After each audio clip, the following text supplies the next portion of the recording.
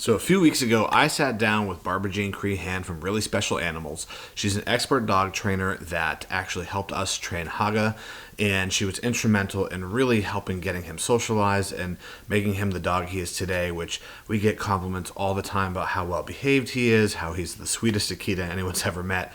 And so we sat down and talked about everything from what it's like to train an Akita, what's different about Akitas, how to socialize them, when to socialize them, bringing another dog into the house, kids, the whole gamut. It's a long interview. I'm going to do my best to put chapters down below so you can listen to each section. But if you have an Akita or want an Akita, this is an awesome interview to listen to. It's a ton of insights from an actual dog training expert, and I highly recommend it. So check it out. How I got into dog training was about 21 years ago. I was actually exercising horses for a woman at the time.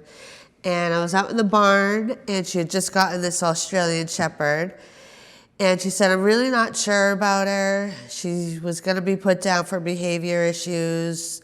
She kind of bit and attacked the last person. So I'm going to bring her out, and I just want to see if she's going to bite and attack you. So don't make any sudden movements. And I was like, all right, bring it.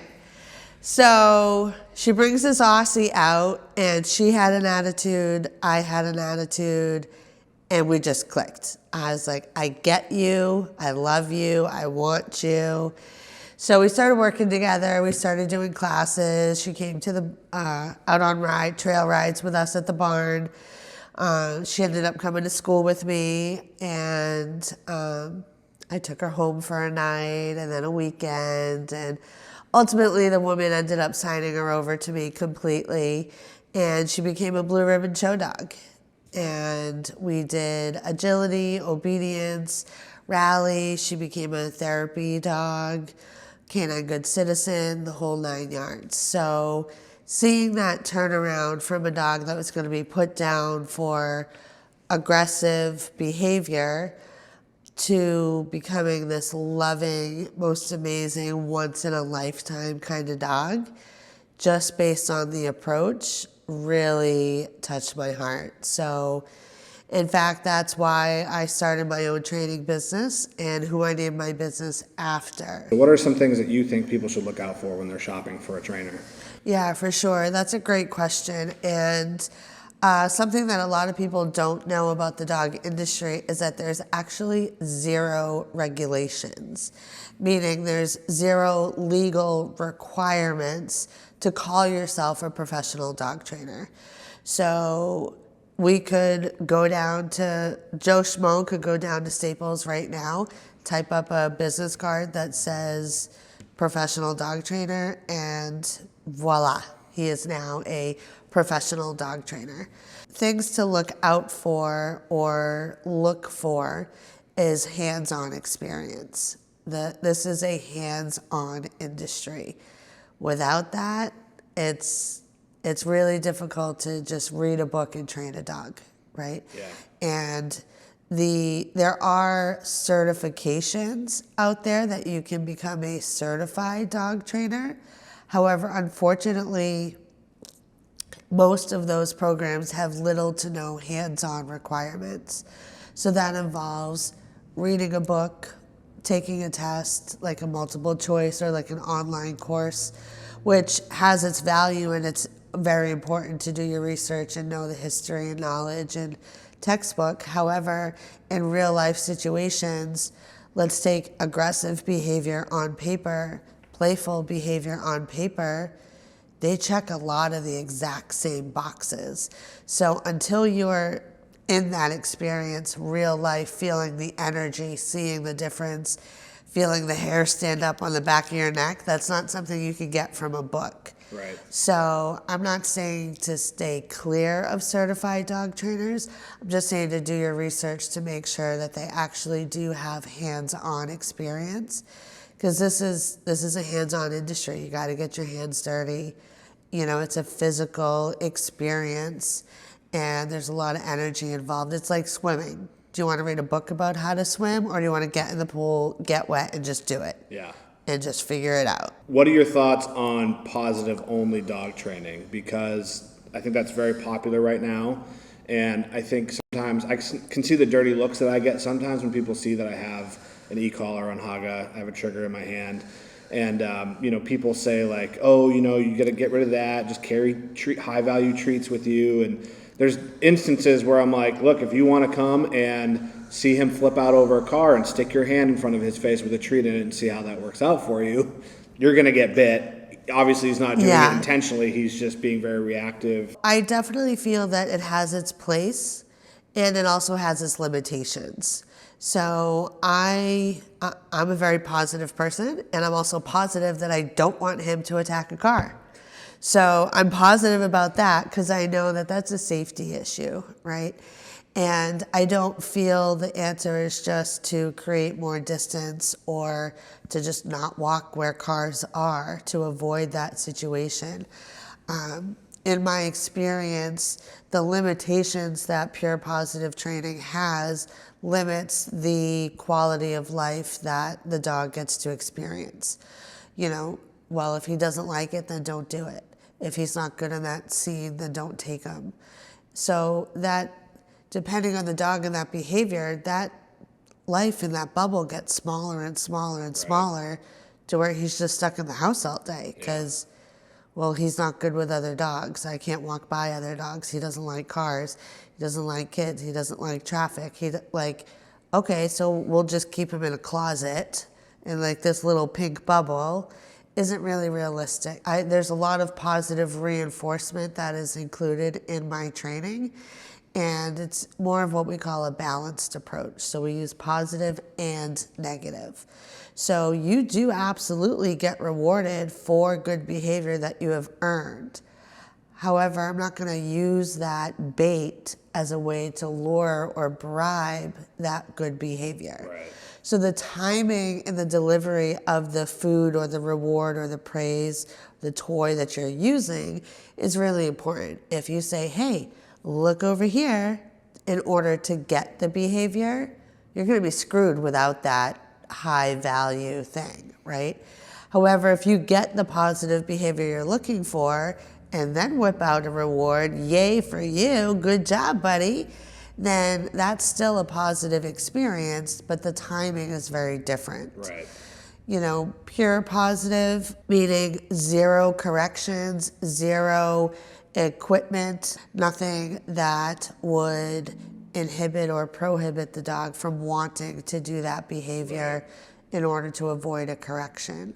So a pure positive method I usually use in like a trick training situation because that's not life or death. If you don't roll over, I'm not going to crack you on a prong collar, like roll over, right? But for a safety issue, and going back to the quality of life, people being able to live with the dogs that they have and not needing to rehome them just because they can't walk them down the street. Yeah. If you have a little old lady with a German Shepherd that's trying to walk down the street and it's getting dragged down the street, she's going to get rid of that dog most likely. And if the simple thing like a prong collar used appropriately, fairly, and safely can keep that dog in that house, that saves a life. So if putting a piece of metal on a dog saves a life and allows that dog to now get out in the real world and have a real life, then that's a step I'm willing to take. Have you trained an Akita prior to Haga, and what is the difference about training Akitas versus other breeds? Oh, that's a loaded question. And yes, I have worked with a number of Akitas before, and Haga is right in line with the typical characteristics and style of training Akitas. First and foremost, they are independent thinkers, okay? They do not need our suggestions on life and how to sit and down and come and stay. They have it all figured out, and it's Haga's way or the highway. And so working with an Akita, first and foremost, you're going to need patience. They are not the border collies of the world where it's just like one and done, like boom, got it, remember forever. It does take repetition, and it absolutely takes consistency. The very top of the list for training an Akita is assertiveness. These dogs are not for the weak at heart. These are not your rainbows, puppies, and sunshines. I just want to smush and squish his face and just love him because he's just so cute. No. These are, don't get me wrong, I do love him and I want to squish his face. However, these are big, large, powerful, sometimes intimidating dogs that are very capable of following through with whatever they set their mind to, whether that's a positive or negative intent. And being able to handle them involves a lot of trust on both ends of the leash and a lot of respect on both ends of the leash. We get to respect their needs and their differences from your golden retriever. Realize that he's not that dog. That's not who he's supposed to be. Understand what this breed is meant for and embracing those qualities. If you want a dog that's going to let everyone just walk through your house and love everyone and hug and kiss and kids and ball games and soccer games and the whole 9 yards, and you have a lot of traffic in your house, it's kind of a revolving door. People don't knock, they just walk in. There's kids and parents and cats and whatever. And Akita's not going to be the breed for that household. They're not supposed to let people just walk in the house. So making sure it's a good match for the person and their lifestyle is hugely important. And that goes to the training aspect of being an assertive, confident person that's not going to be afraid of 100-pound, bear-looking dog that, let's face it, could easily take you out. Yeah. They're very intelligent. They can be what some people would call very stubborn. And they are in their ways. They like to do things their way. And if you give them an inch, they will take 1.5 miles. Definitely. And not look back. So consistency, assertiveness, and patience would be, I'd say, the top 3 things in not just training, but living with an Akita. Yeah. Are there any breeds that you feel are similar in the way that you should approach it, or the lifestyle that you should have to own one of these dogs? Yeah, most of your northern breeds, so what those look like are double coats, prick ears, and curly tails. So Siberian Huskies, Alaskan Malamutes, Shibas, Eskimo dogs, anything that's got like a big poofy coat that would look like he could survive outside, right? These are dogs that sleep in the snow, that work in the snow, that are on sled teams and stuff like that. Because in order to be able to do what we ask northern breeds to do, they need to be independent thinkers, strong-willed, good work ethic, dedicated to the cause, right? And not be easily deterred. Yeah. So if they come across a bear in the middle of the woods, they don't back down. Yeah. Right? And if he's at the head of the sled team, he knows how to make his own decision to go left or right. He doesn't need you to tell him 20 feet back which way to go. So your northern breeds, we breed these characteristics intentionally. And there's pros and cons to that, because what can make an excellent performance dog can make a horrible pet in the wrong environment. So if your expectations are, again, to have that revolving door, everyone come on in, exclusively, my dog loves everyone, he would go home with anybody here, the Akita's not that dog. Have you trained any Japanese Akitas? Because one thing I get criticized a lot on my YouTube channel is people are saying, oh, American Akitas aren't real Akitas. You know, they don't really know the history of the breed. But they said this information wouldn't apply to Japanese. Do you have any experience with Japanese Akitas? Although their physical features are less obvious than the Americans tend to be thicker, beefy, really like Akita, right? Like, whereas your Japanese one is like, oh, it's an Akita. It's almost like a softer look. Yeah.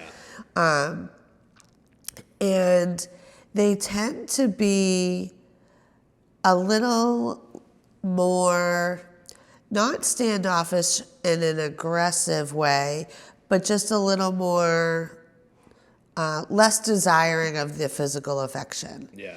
So not that American Akitas are super affectionate in general anyways, even this guy. But, your Japanese Akitas seem to be almost a little more feral. Like don't wipe your hands on me. Like stop petting me. Like they're a little more distant, Yeah. right? They can live outside. They can hang out they can sleep on the floor and not in bed, right? They can stay downstairs when you're upstairs. They're just a little more distant. They're not as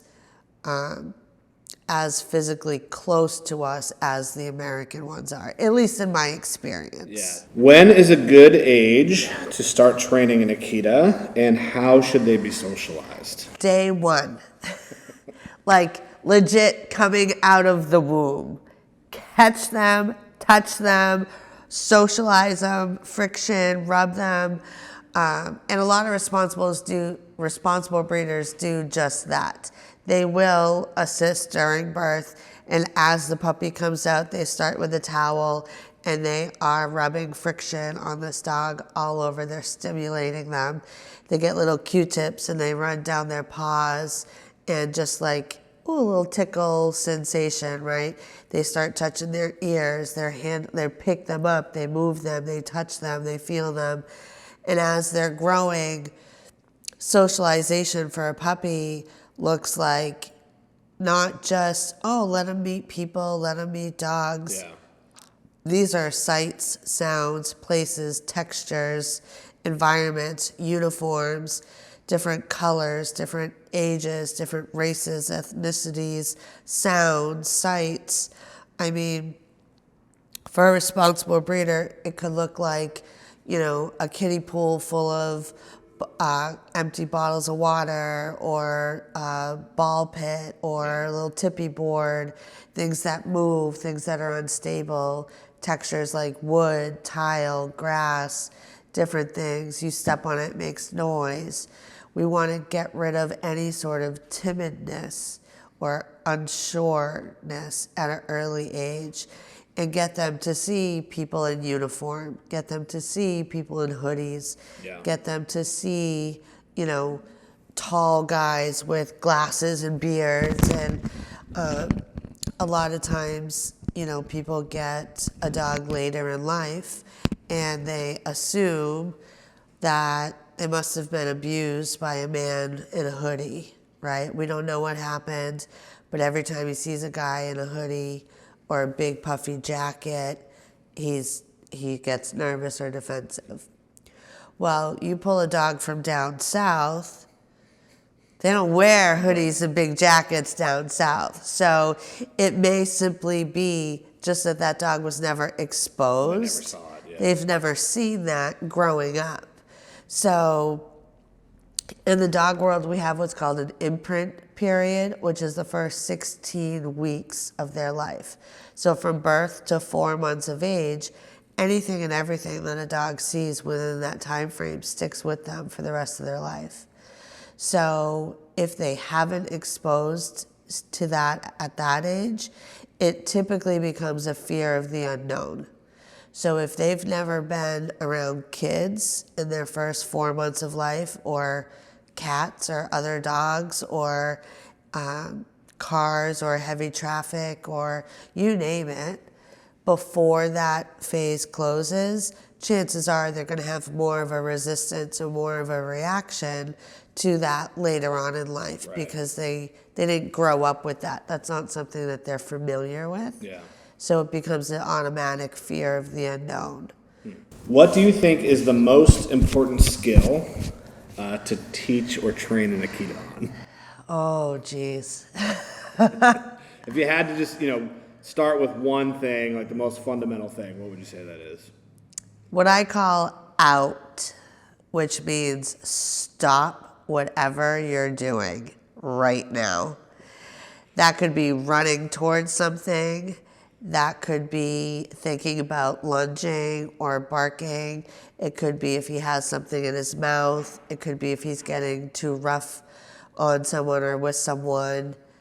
Out, I want you to just hit the deck, Yeah. right? So that stops him in his track because there's not much I can do to help the situation if he's in motion and he's away from me. So when I yell out to a dog, I want him to just stop in his tracks, what he's doing, so I can come up, help, advocate, insert, stop, interfere, whatever that looks like. Yeah. But having a stop off switch is both trust and respect. Yeah. So the dog's got to trust me to handle the situation and respect me enough to back off and let me handle the situation. Because if I don't and he does, chances are it's not going to end up. If you own an Akita and are introducing your dog to other dogs, how should you go about doing it? So Haga has learned quite a bit in coming to school with us. And I will say, day one, he walked in here at 10 weeks old and tried to start a fight with every single dog here. And I mean like on top, teeth baring, rah, rah, rah, like I'm a Akita, right? Hear me roar. And so we had a real quick conversation about that. And obviously through the training and the time that he's been with us, he has course corrected. And he is now phenomenal with other dogs in group. However, we are on this dog like white on rice. Yeah. I mean, he has special regulations that other dogs don't need to abide by. So just because another dog is allowed to do it doesn't mean the Akita is allowed to do it. And because going back to earlier, if you give them an inch, they will take the 1.5 miles, keep going, and not look back. So, for example, Haga is not allowed to put his paw over any other dog during play. Now, typically we have a 2-paw rule that a dog's allowed to play with 1 paw, but not 2, like that bear hug. Yeah. Haga doesn't even get the 1 paw privilege because so Haga, we have worked enough with him so that he understands when he plays, he is to lie down. If the dog is smaller than him and he wants to play, he's not allowed to do this overarching, neck on top, curled over, stand over position or posturing. Yeah. So we've worked and interfered with him so much, so frequently at such a young age that he has learned to play appropriately. That does not come natural to the Akita in and of itself. Yeah. They are not born that way. They don't come that way. That's not their idea. That was my idea that I convinced him to cooperate. Does he do it on his own now? Or do you still have to interject? Now, I would say 90% of the time he does it on his own. Once in a while, you can see a paw go up and it's, hey! And he's like, sorry, I didn't do that. So he catches himself, yeah. Or he gets caught, yeah. and he, resumes back. So it's definitely a constant. And so in socializing or allowing your Akita to play with other dogs, it's not a guaranteed forever, oh, well, he was good with this one dog, so he's good with all dogs. Yeah. Not the case. And just because he did well in one facility doesn't mean he can just drop in at any facility while you're on your road trip across the country and just leave him at some random daycare. Yeah, I mean, I think in general, most doggy daycares, unfortunately, aren't run by trainers. They're run by kids getting paid minimum wage or lower wages, and Yeah. they're kind of like, whatever. I like dogs; they're cute. Right. They're not really equipped to handle, a big dog that might have a dominating personality or anything like that. For So sure. if you had an Akita, an adult Akita, and you wanted to add a second dog to your household, the standard advice is opposite sex because they can be same sex aggressive. How would you introduce a new dog, let's say a puppy, into the house? Like if we got a second dog for, a sister for Haga, how would you go about introducing them? So first of all, I do definitely agree with the opposite sex. Whether the breed has a same-sex aggression tendency or not, there's going to be more of a natural attraction with the opposite sex regardless. So you're already setting up for better chemistry, and that relationship is going to be fostered a lot different than brothers that wrestle and bump into each other, or sisters that get drama and catty towards each other, right? So there's definitely the opposite sex is definitely there's never a guarantee, of course. However, it's likely to be more successful with that opposite sex. Now, bringing in a second dog into a house with a breed that's supposed to be protective, territorial, guarding of their space and their people is tricky. This isn't something that you just bring home and let them free and let them just figure it out, right? So first of all, I would advise that the Akita that you have meet this dog before the day he comes home. Do not just walk into your house with a brand new puppy and be like, he's staying, because he's like, I don't know this dog. Yeah. And I didn't invite him here.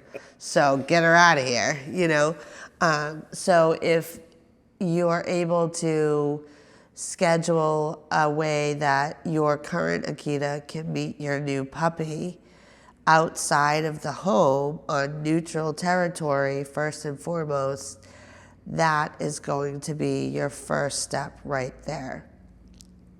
You also want to make sure your Akita is on board with getting a second dog.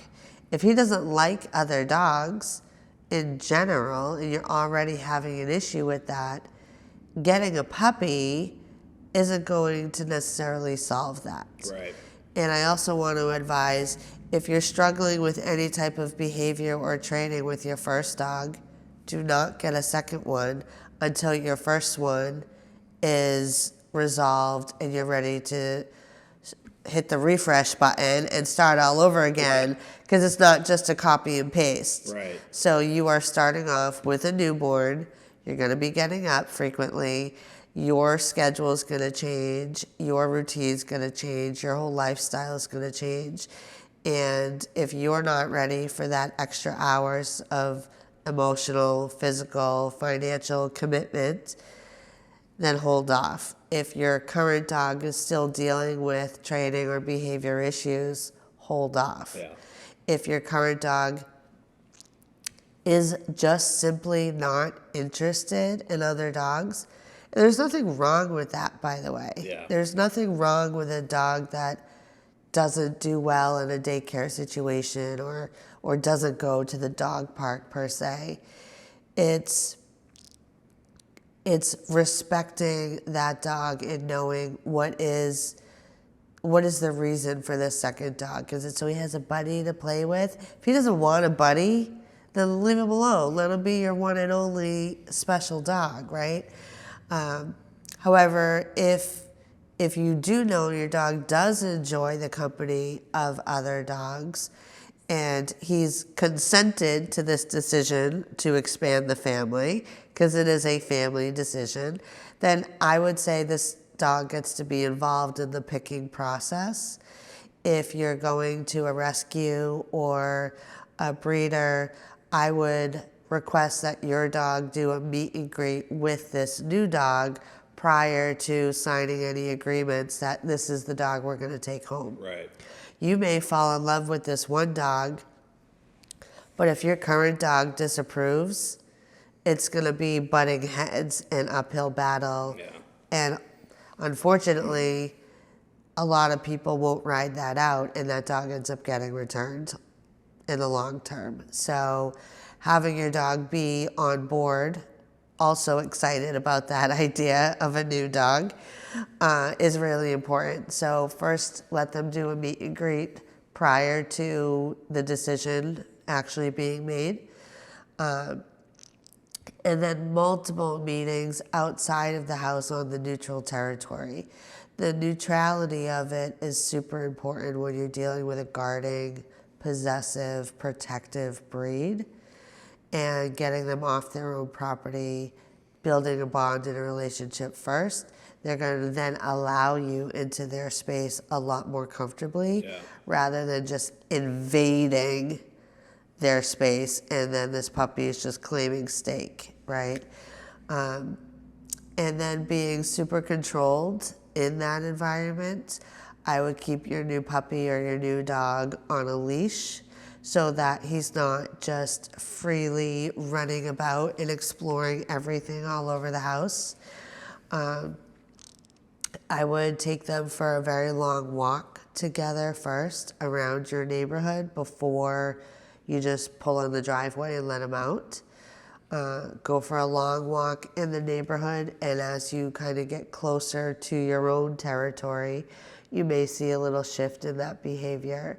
Keep the leashes on, and then do almost like a guided tour through your house to show the puppy, this is where the water is, this is where your crate is, this is where we potty, so on and so forth. And it lets your current dog see that you have control over this little monster that you that you chose to bring into our lives. Yeah. Hogs. Feeding time. Should you feed them separately? Should you feed the older dog first? How does that work? So feeding is definitely an essential part of the day. There's a big bonding experience, but there's also a big potential for competition experience. So, sometimes people feel like, well, he was here first, he gets fed first.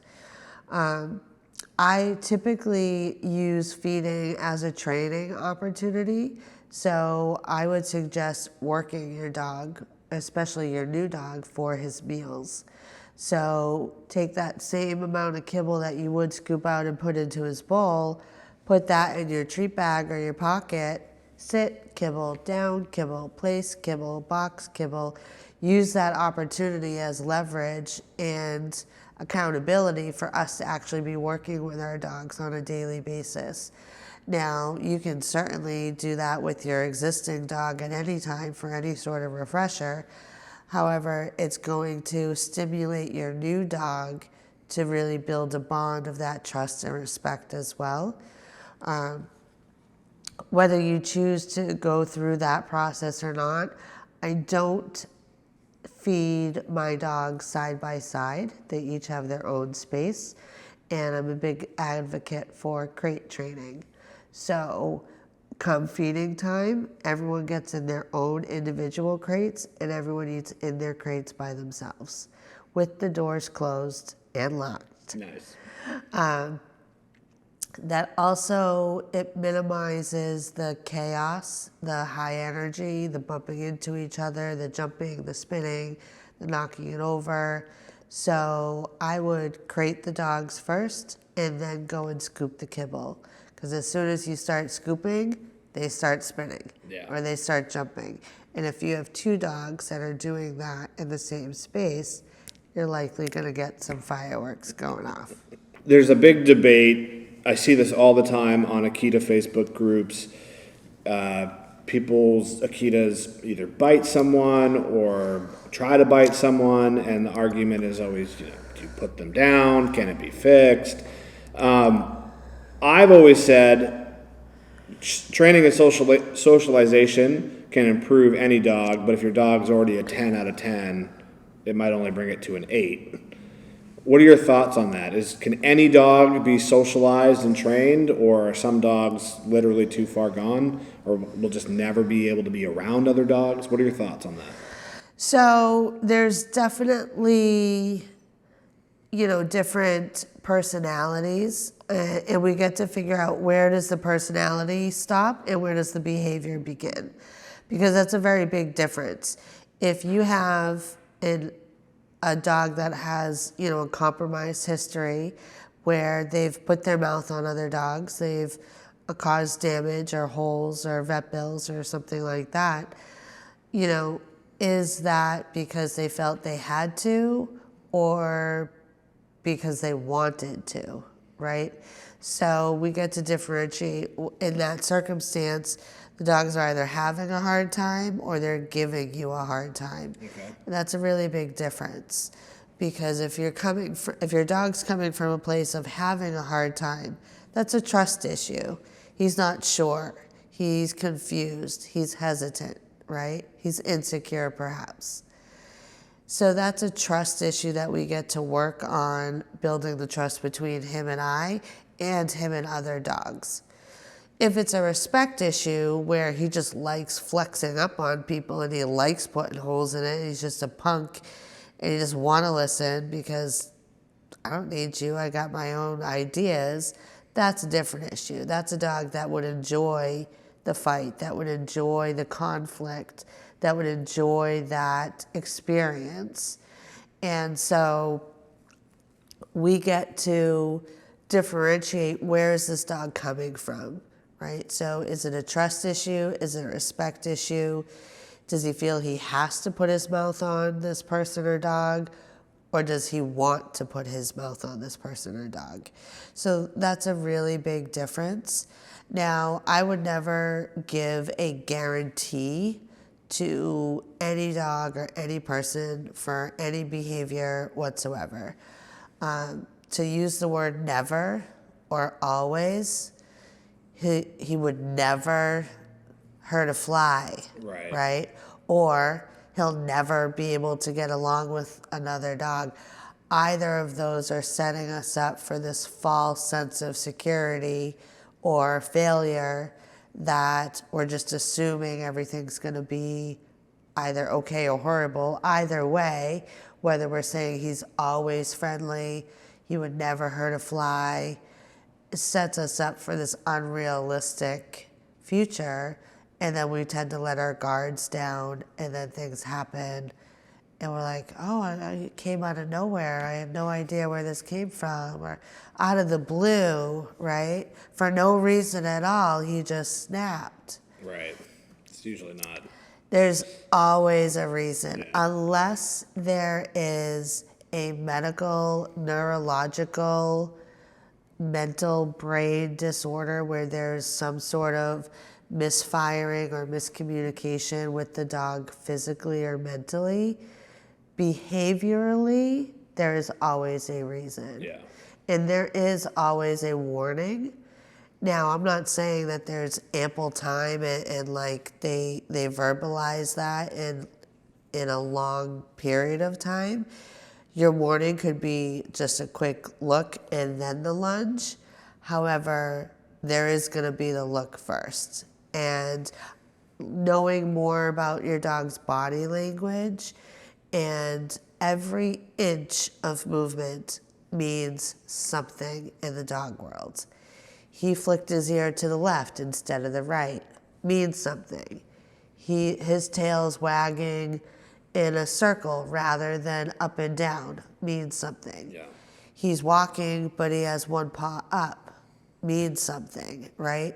His ears are on the side of his head rather than in front of his head, means something.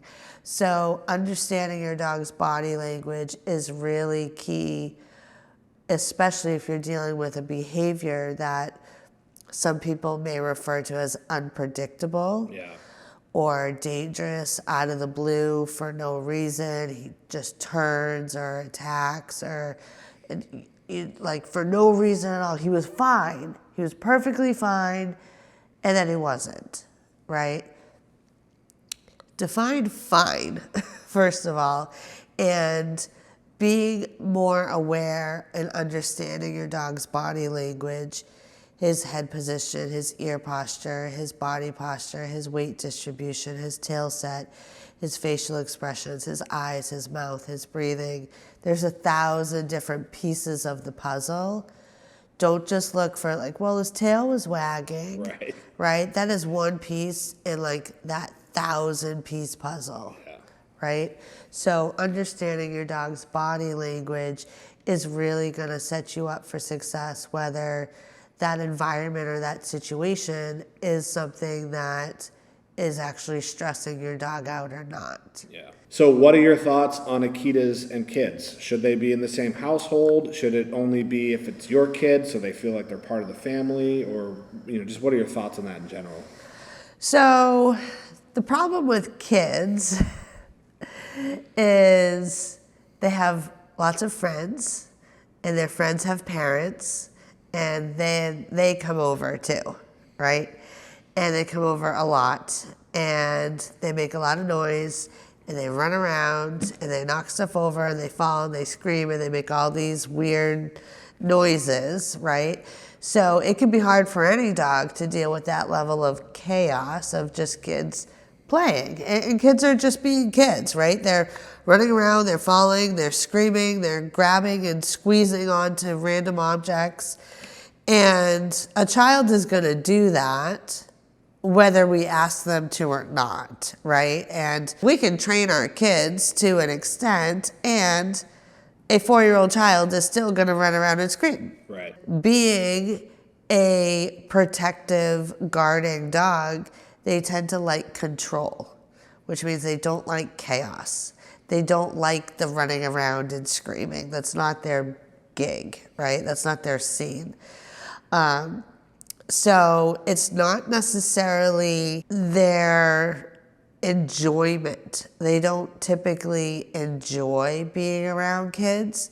Now, there are plenty of Akitas that tolerate being around kids, but they are not this loving, doting, child-friendly dog that wants to be put in the middle of a family of 4 where the kids are just hugging and screaming and climbing all over this dog. Right. They're not designed for that. They're not desired. They don't have that desire to be that stuffed animal for that dog, for that child. And so,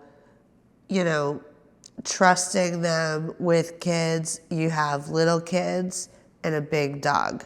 So if anything goes wrong, it's a big issue.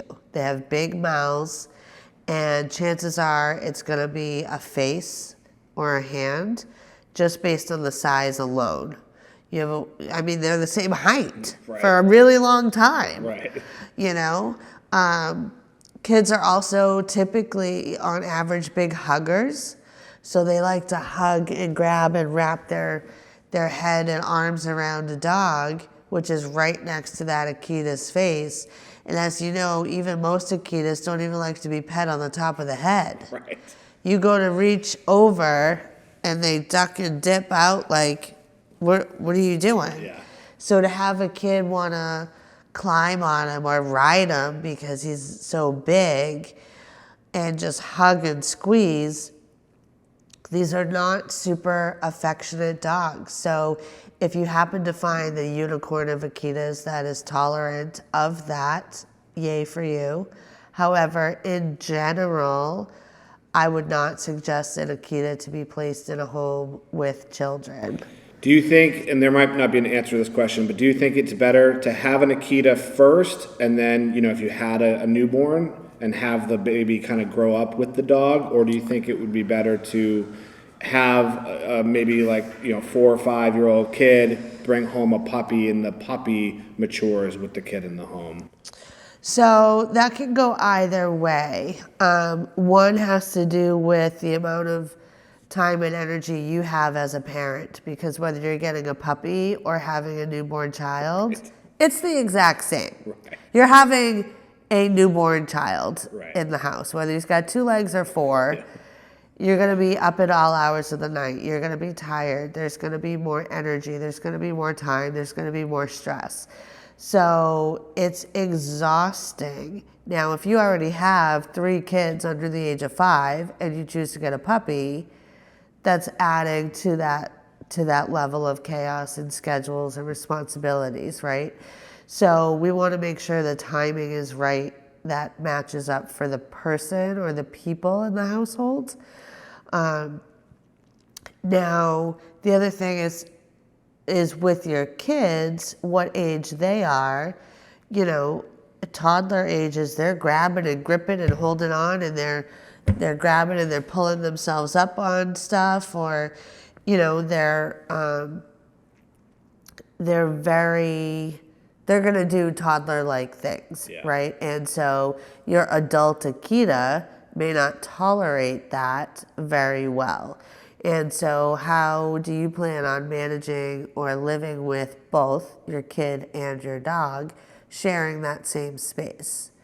Now, if you get a puppy Akita because your kids are, 8, 9, 10, they want to do more responsibilities and whatnot, if they're actually going to step in and follow through with that, I'll feed them, I'll walk them, I'll pick up after them. Take into consideration, not only are you asking a lot of the kid, but of the dog too, because this is not a little dog that they're going to be walking. Like, would you really trust a 10-year-old to walk a 100-pound dog? I don't even trust myself sometimes. You know what I mean? Like, that's a lot. Yeah. And it's a lot for an adult. Yeah.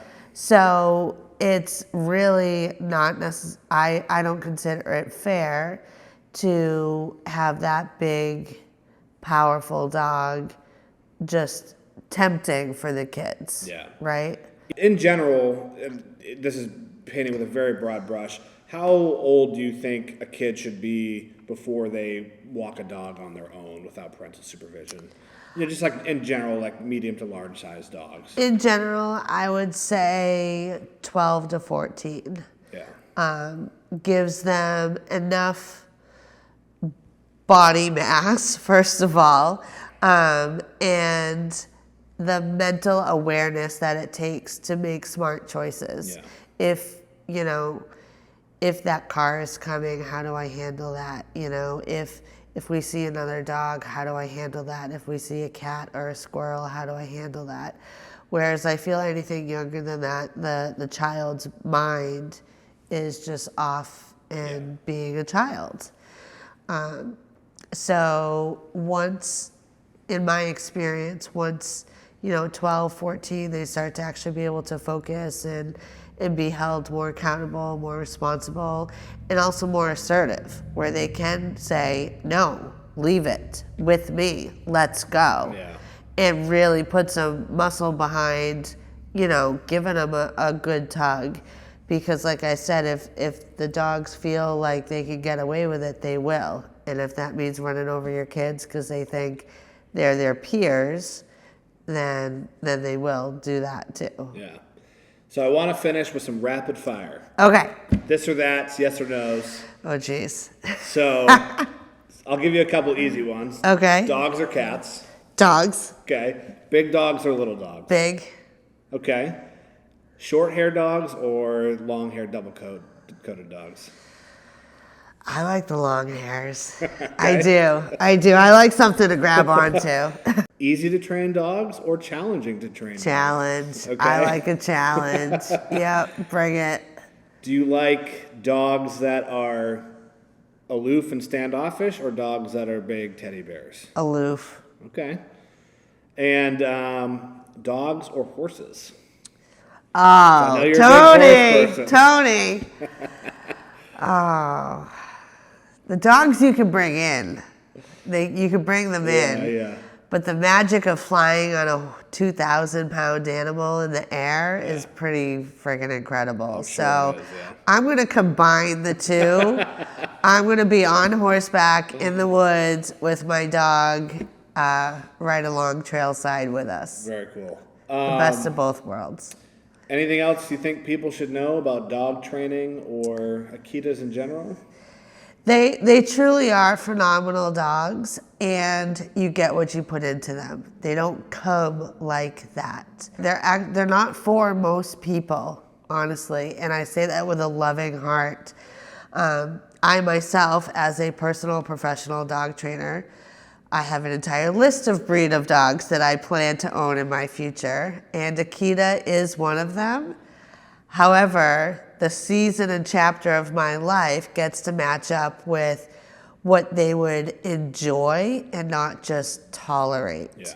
So at this point in my life, owning a daycare and a behavior training where I expect my dogs to come to work, be in groups of play, be of assistance to dogs that are trying to go at them and not respond, things like that.